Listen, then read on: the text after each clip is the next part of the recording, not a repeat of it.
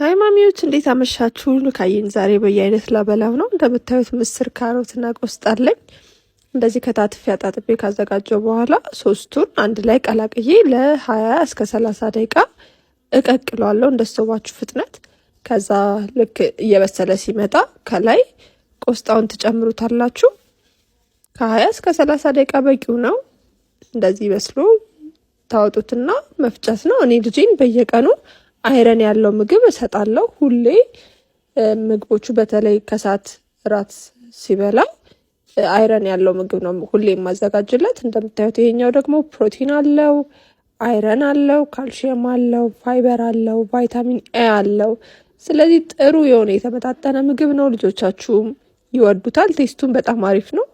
ቤቢሹዬም በጣም የሚወደው ምግብ ነው እና እናንተም ለልጆቻችሁ ሞክሩላቸው። ቴክስቸሩ ዛሬ ለስለስ አድርጌ ነው የሰራሁት።